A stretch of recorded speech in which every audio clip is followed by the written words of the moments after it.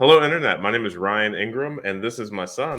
Jackson. And today we're going to go through a full walkthrough of the Abandoned Mansion project. Really excited to show you the ins and outs. But before we get started, we want to say thank you to the sponsor of this series, Color and Style. Jackson's proudly wearing one of their shirts. They are local to Dayton, Ohio. They're a cabinet and flooring shop. And a quick call to them will get you great deals on all of the cabinets and floorings that you might need. So let's go ahead and get started. Are you excited? Yes. All right.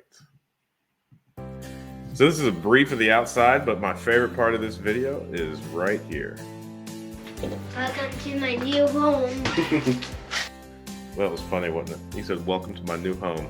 This is the foyer of it. I'm actually really excited that we did this walkthrough just because it already looks completely different having cleaned it out. But there was a vending machine in here. Like we mentioned last time, it was turned into a group home in 1940, and it operated that way all the way up until 2006 when it was abandoned. So these two walls have been added. We're really looking forward to knocking them down. This first room, this is the living room. You can see all the intricate plaster work up on the top close to the ceiling. Because this room took so much water damage, I'm really not sure whether or not we're going to be able to save much of that. But I mean, you could see the ceilings falling down. A lot of the plaster is already fallen down from the ceiling.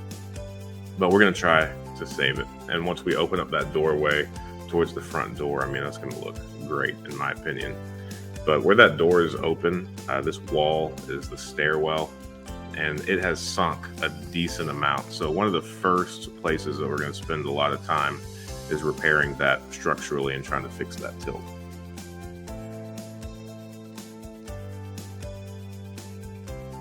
There are 7 fireplaces in this house and all are intact. Pretty excited about that. This next room, this is the music room that I mentioned. There was a kind of an internationally known violinist that lived here for a while. Jefferson Brooks Walters, I believe is his name, senior. But I mean, this plaster work is my favorite. I'm really excited about saving all of this here. It's all in great shape. Nothing is damaged or missing from it. And the lyre above the fireplace just makes me pretty happy. These are the original doors, so they still operate. Because they've raised the floors so much, the doors don't necessarily open all the way, but as soon as we demo all the floor coverings, they should be fine again. Here's another area where there was a hole in the roof, so it had a lot of negative impact on the ceiling and probably the floor underneath. One of the first things that we're going to do is demo all the ceilings throughout the entire home so we can get a clear look at all the joists. That was the dining room, by the way. I think I forgot to say that. This is what we've been calling the butler's pantry. I have no idea what it really is. But again, just with there being such a lack of climate control, you see how bad all this paint looks. We're going to have days and days and days of scraping ahead of us. And this is the room that we are going to turn into our kitchen. I'm really not sure what it was. I think it was the kitchen, but as they chopped this up into a group home, they moved the kitchen down to the basement. We'll see that soon. But it's going to be a pretty big kitchen. I think it's like 18 foot by 15 foot. So about a 250 square foot kitchen. Doing that math on the fly. We're going to close off this door to this half bathroom. We're going to keep this bathroom, but just not make it accessible for the kitchen. That kitchen has so many door openings in it that there's not a real spot to get like a good run of cabinets. So we're going to close off some of the doors. And this is an addition. We're going to have to tear off the entire back half of this addition. You can see all that sunlight where all the bricks fell through. And for the past decade or so, that's served as a main thoroughfare of groundhogs, raccoons, and whatever other wild animals want to come in and out of this house. So if you look closely, not that you want to, you can see the droppings of a lot of animals in this house, especially in this area. But since we're going to have to tear this off and rebuild it, we're going to have a lot of, I guess, kind of blank canvas space. So My wife and I are going to spend a lot of time trying to figure out exactly what we want to do with this space. You can kind of see there's a post in the corner where this was originally a porch, and they finished it and tried to make it living space, I guess, to charge a little bit more money. Here's just another view of the kitchen as we walk through. Right behind this kitchen is another stairwell. We've been calling this the service stairwell. It's just not the main stairwell, but honestly, this is one of the most bizarre older homes because the main stairwell is also closed off. So it's not like a showcase stairwell like you would expect. And this is one of my favorite pieces in the house, just that original woodwork. Number 9. They had, I mean, you know, that thing that we read for the first video said that there was 17 patients living in there. So I guess number 9 rooms makes sense. But there's a hole in the floor in this room and also in the ceiling. It looks like there used to be a sink in this room. And then there's a bathroom on the back half of that wall. So I don't know. I think we're going to have to rearrange this part of the house to make it a little bit more functional. I really dislike kind of how this splits off. I can't wait to clean this up, though, and see what kind of wood is underneath there.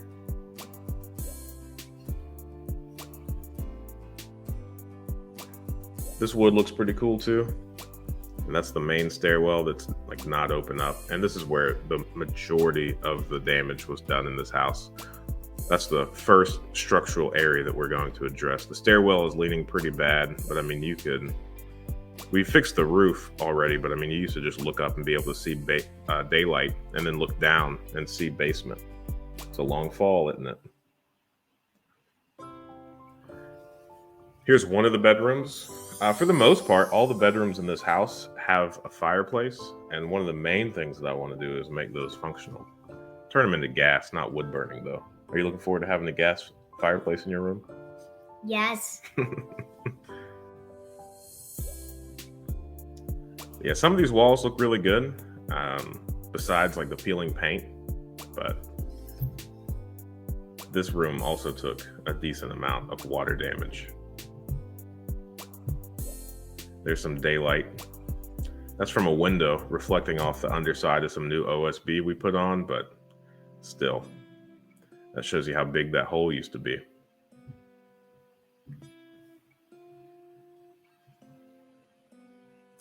Do you want to talk about this room? This room's kind of special to you, isn't it? What's this room going to be? My room. What's your favorite part about your room? The fireplace in it. This room is also one of the 2 rooms that has those curved windows out front. So that's your favorite part right there, huh? And I also like the curved windows. Mm-hmm. Are you going to be sad if we replace them and they're not curved anymore? I like regular windows too. Hey, easy enough. If we replace them, though, we're going to put like grids in them. That'll be a little bit prettier, don't you think? What do you mean grids? Like how you see like the patterns, like the windows on our porch. Like lines through, like up and down? Yep. I don't really like ones like those, but I still like windows. Okay. And here's another room. This is one of the original rooms that does not have a fireplace in it, but it does have access to like a Jack and Jill type bathroom. This room is right over the porch, the main entryway, and it's also pretty well preserved. All these radiators are going to be a bear to get out, but they're there for now. This is the bathroom. Originally, I thought I was going to keep that tub, but I have had a lot of conversations with plumbers and overall tub enthusiasts, believe it or not. And there's a little bit of controversy regarding this era of tub. It's cast iron, and just the way that the plumbing goes into that tub, some plumbers just aren't a fan of. It's a tiny bathroom, but it'll do the trick. And I think it's cool that, you know, it connects to 2 bedrooms. but not yours, not your bedroom. And then this is the room where, again, that massive hole that took the brunt of the rainwater. This window you can see is kind of missing. It's definitely rotted out. And then there's a nice fireplace. The old hospital bed. Jackson had a fun time cranking that thing up and down a couple days ago. Do you think we should keep it? No. You just had fun playing with it? Yeah, I didn't want to go the other way because I didn't want to fall through that hole.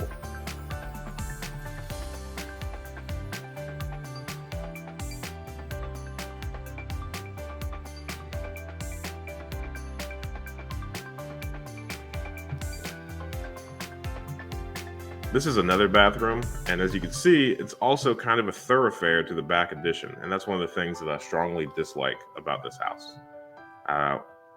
I don't think I'm cool enough to figure out how to redesign it to where it is more functional. Maybe put the bathroom on the addition rather than making it like a thoroughfare here, and turn this into either just a regular hallway or something else. I really don't know what to do about it. But nonetheless, you've got a lot of subway tile, and I'm a big sucker for subway tile. I like putting it wherever we can. We're actually renovating another home right now, and we put so much subway tile in it. In the utility room, we took out the furnace and the water heater and put it all the way up on the walls behind the furnace and water heater. But that's a different house. Let's talk about this one. You can see in that corner there where this addition is kind of starting to separate from the home. So we're really taking our lives into our own hands by even going out here, huh? There's a deck. We're probably going to rearrange this, probably make it a closed-in space. We're going to make the entire third floor our master bedroom. I'm really excited about that. It's about 1,000 to 1,300 square feet, somewhere in there. So I would like to have kind of a walkout balcony off the third floor and maybe use that space that we were just in as like a second floor laundry room. That way my wife and the kids can all do their laundry on this floor rather than having to transport it all the way down to the basement. This is the stairwell up to the attic, or as I like to call it, our future bedroom. Are you pretty excited about this? Yes. That we get our own floor? You don't really care about that, huh? No. Yeah. Yeah. Right here is the chimney where that hole is near the bottom. We're probably going to put a fireplace and try to do some really cool built-in bookshelf fireplace type deal. And then hopefully we knock out this closet as we repair that. All the joist work and subfloor right there where you can see all the water damage. And then we're going to make this whole area where all that pink stuff is our bathroom. And this will be our bedroom. Not that closet, but this room. Yep. It would be funny if the closet was a bedroom. No, it would be tiny. It would be. And after looking through all these fallen lath boards on the ceiling, we are going to be able to take that out and vault the ceilings. So I'm really excited about that. And then the old lumber that's used to kind of anchor the existing ceiling too, we're going to be able to take out and use as support elsewhere. And it might sound a little bit pretentious, but this room here, I think we're going to turn into our walk-in closet. Make that. We're going to try and figure out how to move this kind of support beam somewhere else. If not, we're going to make just a decorative trim kind of column to go there. But this will be a big closet. It'll be nice. It's like the size of our bedroom right now. So, and then this is the back where the addition is falling off. And then you can see all the overgrowth. Just how overgrown everything is. It's pretty crazy what Mother Nature can do if you don't tend to it. She's definitely trying to reclaim this house. You could see it for a second there, but there's a hole in the floor in that room as well. So much trash. Also, if you're curious, we're not going to run the ductwork on the floor of our bedroom. Right now it looks a little cleaner because we did a little bit of a clean out, but Yeah. it's still pretty dirty. Yeah, it's going to take a lot of work. We're probably going to need to soon take one of our shop vacs there and just start trying to get up some of this dust. These things are pretty powerful. They sure are. And that's the main stairwell. And this room, the threshold that Jackson is about to pass through, that's one of the doors that we're going to remove. And now we're back in the music room, back in the dining room. And now where do you think we're going? Basement. Oh, yeah. I am really excited about getting some lights down here and also just opening up this window. All these windows. There's like 9 almost full-size windows in this basement. It's a really good-sized area.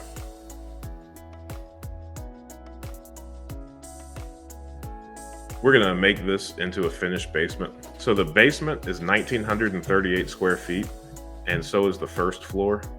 The second floor is a little bit smaller. I think it's like somewhere in the 1,600 square foot range. And then the third floor that our master bedroom is going to be on is around 1,300. This finished basement, we're going to remove a lot of the walls. It's not going to be nearly as compartmentalized as you see it now. And then we're going to finish the floor. We're probably going to pour a new floor rather than peeling up all these tiles. A concrete floor? Yep. And then over the concrete floor, we're going to call our friends at Color and Style and get them to give us some nice tile to cover this basement. It'll be great. I say give us, I mean, we're still going to pay for it. They're not sponsoring us that hard, are they? All right.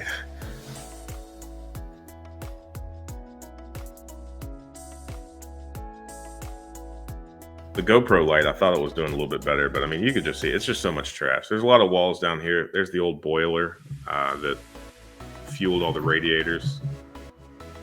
There's the old electric panel, one of them.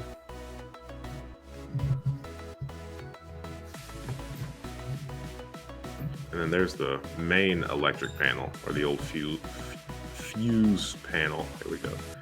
Here's a good example of how big one of those windows are. And this is where they moved the kitchen. So there's the old kitchen cabinets, some knockdown refrigerators and stoves and whatnot. You could barely see it, but there is a door on that part of the kitchen.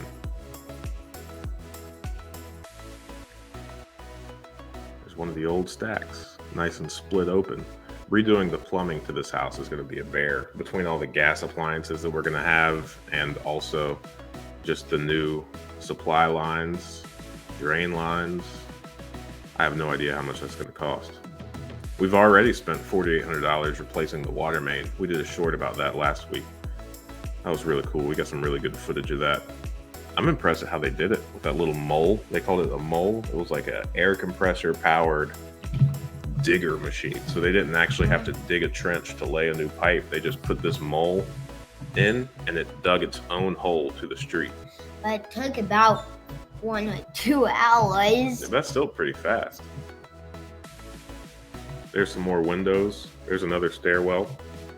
So I think each of these basement windows qualifies as its own form of egress.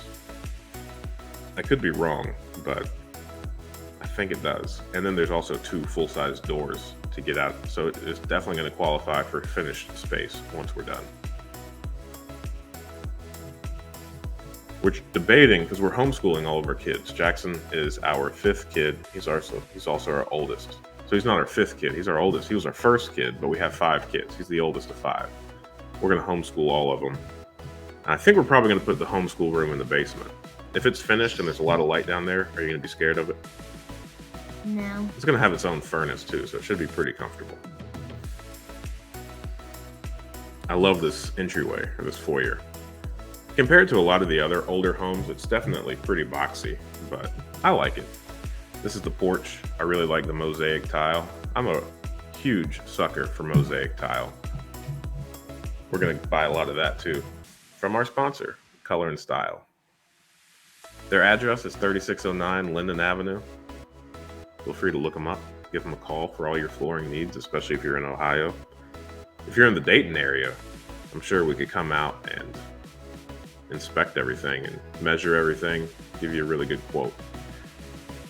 Here's the exterior of it. Again, you can see all the overgrowth. This is one of the big mistakes that I told you about, where we knocked the chimney down because it was a safety hazard to the roofers. Had I known that, we probably would have got a mason up there beforehand to really secure everything so that it didn't need to be knocked down. But since we're going to have to remove that addition, there's a lot of bricks back there, so matching won't be an issue.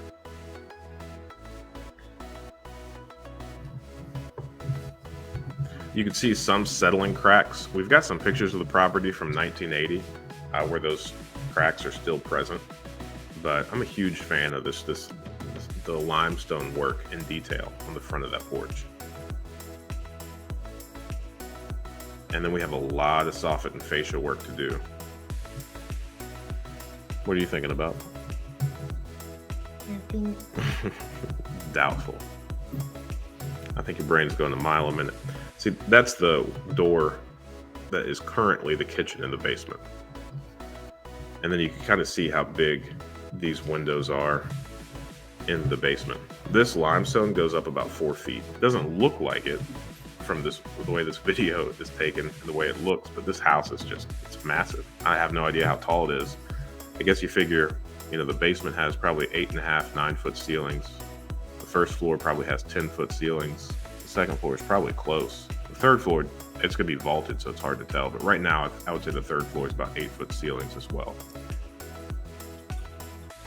We're gonna rebuild the chimney because we had to knock it down, and we're gonna take some of the bricks off of the back to rebuild the chimney. Yep, we sure are. And check out this huge crack. And this is one of the reasons that we need to take the addition off and rebuild it. Yep. There's no way you can fix that crack. It's not like you can just take a bunch of drywall mud and patch that giant crack up. Hey, you heard it here first. Jackson says you can't use drywall mud to patch a hole that big.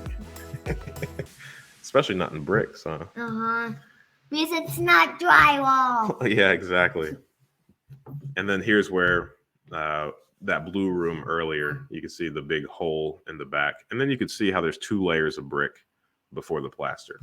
And here is all that brush. What's crazy is we cut all this stuff down about a year ago, and it grew back so hard. And there's the community garden right next door. All right. And that looks like it's the end of the tour. So that was the tour of the abandoned mansion property. What do you think? Are you excited about it still? Yes. Are you looking forward to living there? Yes. What makes you most excited when you think about this project? Rebuilding the back. Rebuilding the back? What do you want to put back there? And working on it. And working on it. What's your favorite thing to do so far on properties? Sand floors and knock down drywall. Sanding floors and knocking down drywall? Nice. So you're going to love when we knock down those 2 big walls in the foyer, huh? And I'll even bring my sledgehammer. Nice. All right. Well, hey, I sure do appreciate everything.